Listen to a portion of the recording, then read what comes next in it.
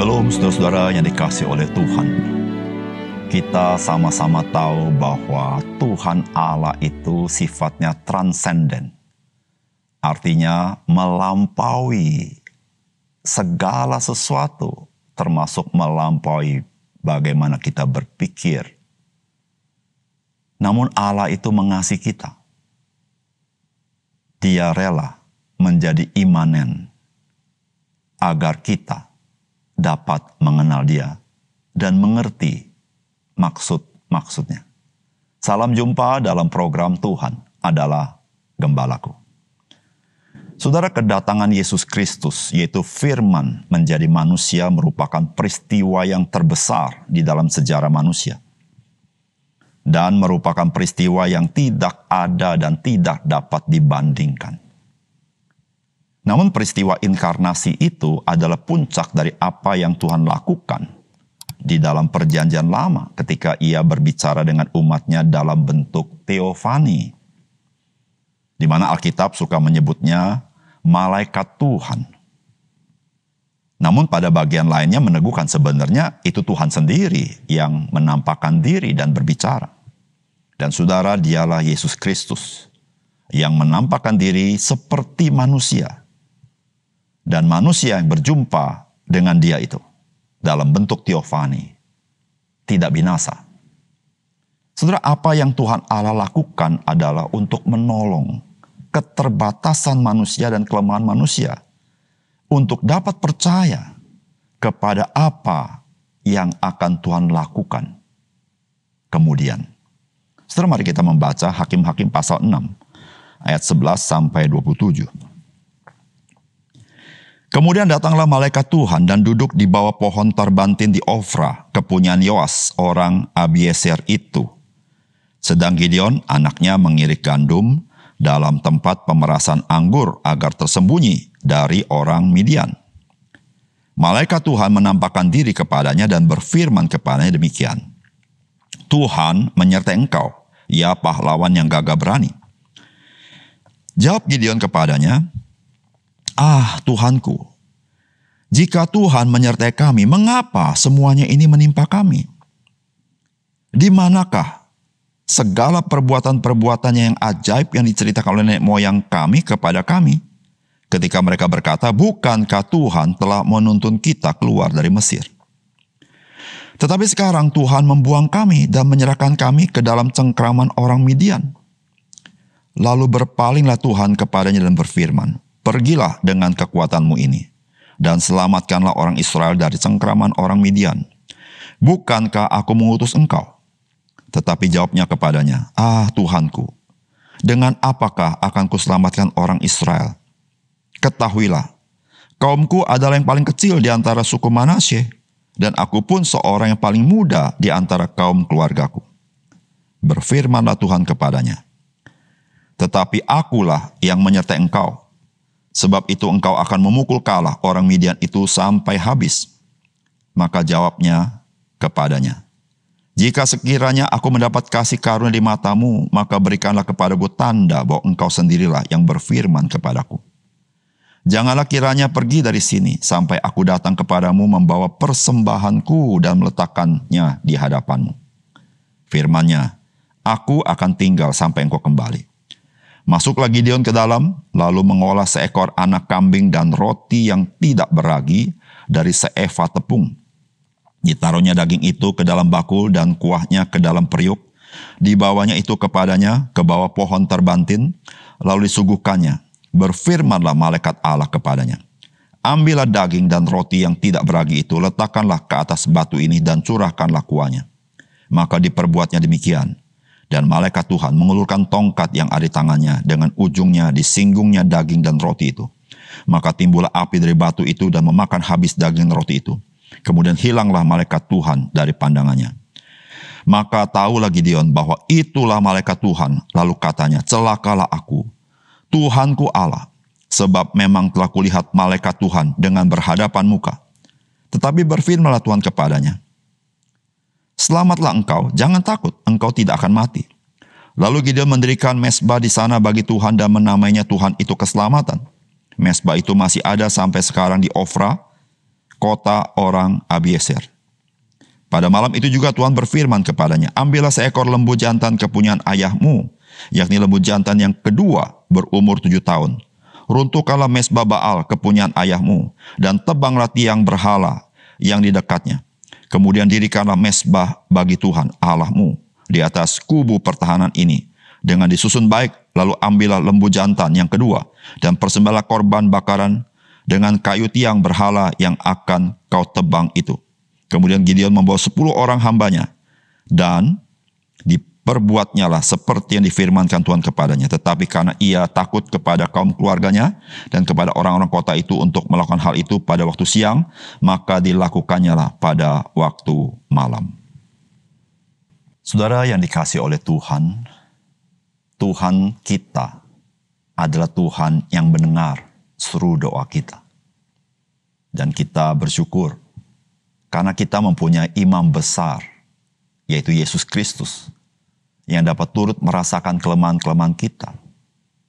Ia menjadi sama dengan kita, hanya ia tidak berbuat dosa.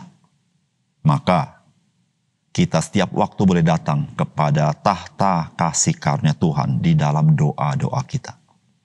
Saudara, kisah firman Tuhan di sini memberitahukan dengan jelas, Tuhan adalah Tuhan yang mendengarkan doa. Dia adalah Tuhan yang menyelamatkan. Saudara, apakah pesan firman Tuhan bagi kita? Yang pertama, Yesus Kristus dalam perjanjian lama menampakkan diri dalam bentuk teofani, yaitu menampakkan diri nampak seperti manusia di dalam bentuk tubuh. Dan pada puncaknya, Yesus Kristus datang ke dalam dunia menjadi manusia, dan ia tidak berdosa. Saudara, firman Tuhan berkata begini, kemudian datanglah malaikat Tuhan dan duduk di bawah pohon terbantin di Ofra, kepunyaan Yoas, orang Abiezer itu. Sedang Gideon anaknya mengirik gandum dalam tempat pemerasan anggur agar tersembunyi bagi orang Midian. Saudara, Alkitab mengisahkan malaikat Tuhan menampakkan diri kepada Gideon. Saudara, ketika dikatakan malaikat Tuhan, maka kita pasti mempunyai asosiasi bahwa itu adalah malaikat Tuhan yang termasuk di dalam ciptaan. Namun saudara, ketika kita membaca ayat-ayat selanjutnya, maka kita tahu yang disebut dengan malaikat Tuhan yang di dalam Alkitab bahasa Indonesia, malaikat yang dengan huruf besar, itu ternyata Tuhan sendiri yang menampakkan diri. Kita tahu dari mana? Di pasal 6 ayat 14 dikatakan, lalu berpalinglah Tuhan kepadanya dan berfirman, pergilah dengan kekuatanmu ini dan selamatkanlah orang Israel dari cengkraman orang Midian. Bukankah aku mengutus engkau? Kemudian di ayat 16 dikatakan, berfirmanlah Tuhan kepadanya, tetapi akulah yang menyertai engkau, sebab itu engkau akan memukul kalah orang Midian itu sampai habis. Jadi saudara-saudara, di awal dikatakan malaikat Tuhan, tetapi ketika dia berfirman dikatakan Tuhan berbicara, Tuhan berfirman, dan dikatakan akulah yang menyertai engkau. Saudara, ternyata malaikat Tuhan di sini adalah penampakan Tuhan sendiri. Dan saudara, di dalam Injil Yohanes pasal 12 ayat 41 dikatakan demikian. Hal ini dikatakan oleh Yesaya karena ia telah melihat kemuliaannya dan telah berkata-kata tentang dia. Saudara, ini merujuk kepada Yesaya melihat Allah menampakkan diri di dalam bait-Nya yang kudus. Dan saudara, dikatakan Yesaya sedang melihat Yesus Kristus itu. Dan saudara yang kasih dalam Tuhan, ketika malaikat Tuhan itu menampakkan diri, sesungguhnya itu adalah penampakan teofani, yaitu penampakan daripada Yesus Kristus kepada Gideon seperti manusia, tetapi bukan di dalam kemanusiaan yang sesungguhnya. Namun Gideon dapat melihat malaikat Tuhan itu dalam bentuk manusia. Dan Gideon bisa berbicara, bercakap-cakap dengan Tuhan yang menampakkan diri itu. Saudara yang kasih dalam Tuhan, di dalam Perjanjian Lama ada banyak kisah penampakan Tuhan dalam bentuk teofani. Itu adalah Yesus Kristus, Allah pribadi yang kedua. Yang kita tahu, saudara, kita percaya kepada Tuhan Allah yang esa. Namun di dalam keesaannya, Alkitab menyatakan kepada kita, ada 3 pribadi di dalamnya. Dan saudara, pada puncaknya, saudara, Tuhan Yesus, dia datang ke dalam dunia bukan lagi seperti manusia, tetapi dia menjadi manusia, mengenakan tubuh manusia itu sendiri, hanya dia tidak berdosa. Itu dikatakan firman itu telah menjadi manusia. Saudara yang kasih dalam Tuhan, ketika kita membaca kisah-kisah dalam perjanjian lama seperti ini, ketika kita merenungkannya, baru kita mengerti, saudara, betapa Tuhan mengerti kita. Mengapa Tuhan tidak langsung Yesus datang menjadi manusia sesungguhnya tanpa ada pendahuluan perjanjian lama? Saudara, untuk memahami akan Tuhan, saudara, kita perlu dibantu oleh Tuhan. Untuk mengerti Tuhan, Tuhan perlu menjadi sama dengan kita supaya kita dapat mengerti Dia. Saudara, itu yang Tuhan lakukan, saudara. Tuhan mengerti kita, Tuhan mengasihi kita. Tuhan mau selamatkan kita. Dengan kita memahami maksud Tuhan, kita boleh percaya kepada Dia. Oleh karena itu, saudara, ketika kita baca Alkitab, barulah kita mengerti apa yang Allah usahakan supaya engkau dan saya diselamatkan. Dia ingin engkau mengenal Dia. Namun Dia tahu engkau dan saya tidak mungkin mengenal Dia tanpa Dia yang transenden itu menjadi imanen bersama-sama dengan kita. Saudara, itulah kasih yang sangat besar, saudara. Maka itu Alkitab berkata, karena begitu besar kasih Allah akan dunia ini, sehingga Dia telah mengutus anak yang tunggal, supaya barang siapa percaya tidak binasa, tetapi beroleh hidup yang kekal. Saudara, ketika kita membaca firman Tuhan, kita baru mengerti. Tuhan, Dia bersimpati dengan kita. Dia dapat turut merasakan kelemahan-kelemahan kita. Itulah Tuhan kita Yesus Kristus. Oleh karena itu, saudara yang kasih dalam Tuhan, Tuhan ingin engkau dan saya percaya kepada berita Injil itu. Karena Tuhan sudah menyatakannya secara rinci di dalam Alkitab, sampai engkau dapat memahaminya. Yang kedua, saudara, Tuhan yang memanggil, Tuhan itu yang mengutus. Dan Tuhan itu juga yang menyertai. Sehingga kita tahu bahwa apa yang terjadi sebagaimana yang Alkitab kisahkan itu benar adanya. Firman Tuhan berkata begini, malaikat Tuhan menampakkan diri kepadanya dan berfirman kepadanya demikian, Tuhan menyertai engkau, ya pahlawan yang gagah berani. Jawab Gideon kepadanya, Tuanku, jika Tuhan menyertai kami, mengapa semuanya ini menimpa kami? Di manakah segala perbuatan-perbuatan ajaib diceritakan oleh nenek moyang kami kepada kami? Ketika mereka berkata, bukankah Tuhan telah menuntun kita keluar dari Mesir? Tetapi sekarang Tuhan membuang kami dan menyerahkan kami ke dalam cengkraman orang Midian. Lalu berpalinglah Tuhan kepada dan berfirman, pergilah dengan kekuatanmu ini dan selamatkanlah orang Israel dari cengkraman orang Midian. Bukankah aku mengutus engkau? Tetapi jawabnya kepadanya, Tuhanku, dengan apakah akan kuselamatkan orang Israel? Ketahuilah kaumku adalah yang paling kecil di antara suku Manasye, dan aku pun seorang yang paling muda di antara kaum keluargaku. Berfirmanlah Tuhan kepadanya, tetapi akulah yang menyertai engkau. Sebab itu engkau akan memukul kalah orang Midian sampai habis. Saudara, apa yang ditanya oleh Gideon bisa menjadi pertanyaan kita. Pertanyaannya adalah, kita sudah dengar kisah-kisah Alkitab, bagaimana Tuhan menuntun bangsa Israel dengan mujizat. Tapi hari ini, bagaimana saya bisa percaya kisah-kisah itu? Karena hari ini, saya sedang mengalami pergumulan, saya sedang mengalami kesulitan.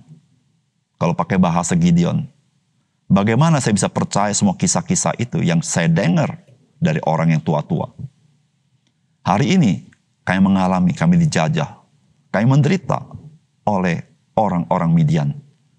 Dan kami tidak mendapat pertolongan, seakan-akan tidak ada penyertaan Tuhan. Saudara yang dikasih oleh Tuhan, Tuhan menjawab apa yang menjadi pergumulan daripada Gideon. Saudara, Tuhan memanggil Gideon untuk melepaskan orang Israel. Tuhan mengutus Gideon untuk pergi melawan orang-orang Midian. Dan ketika Gideon merasa minder karena dia adalah sangat muda, saudara, Tuhan berkata, "Aku menyertai kamu." Saudara, Tuhan ingin mengkonfirmasi kisah di dalam Alkitab yang Gideon dengar. Itu bukan isapan jempol belaka, tetapi itu adalah fakta yang sesungguhnya. Saudara yang dikasihi oleh Tuhan, sebagai orang percaya, kita banyak membaca Alkitab, dan Alkitab memberitahukan bahwa Yesus Kristus yang telah mati dan dikuburkan pada hari ketiga bangkit. Yesus Kristus yang bangkit itu menampakkan diri kepada murid-muridnya pada hari dia bangkit pada malam hari. Dan Thomas tidak bersama-sama dengan dia. Minggu depan, Thomas yang tidak percaya sedang bersama-sama dengan murid-murid yang lain. Tuhan Yesus menampakkan diri dan berkata kepada Thomas, "Cucukkanlah tanganmu kepada lubang paku dan pada lambungku. Janganlah engkau tidak percaya." Dan saudara, kita membaca kisah-kisah bagaimana Yesus Kristus yang hidup menampakkan diri berulang-ulang kali kepada murid-muridnya untuk memberitahukan bahwa dia itu hidup dan dia hadir menyertai murid-muridnya. Saudara yang kasih dalam Tuhan, itulah yang kita baca dalam Alkitab. Dan juga saudara, di dalam zaman ke zaman, dari bapak-bapak gereja, gereja Tuhan yang berjalan dari zaman ke zaman, saudara, Tuhan Yesus membuktikan dia Tuhan yang hidup. Dia Tuhan yang menyertai gerejanya. Maka di kitab Wahyu dikatakan, dia berjalan di tengah-tengah umat Tuhan. Saudara yang kasih dalam Tuhan, hari ini, dia tetap sama. Dia yang hidup, dia hidup selama-lamanya.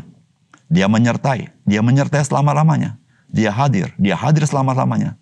Dan dia penuh kuasa selama-lamanya. Dan dia terlibat dalam hidup orang percaya. Dan dia terlibat selama-lamanya. Saudara yang dikasihi oleh Tuhan, sebagai orang percaya, saudara, kita dapat mengalami dia yang hidup itu.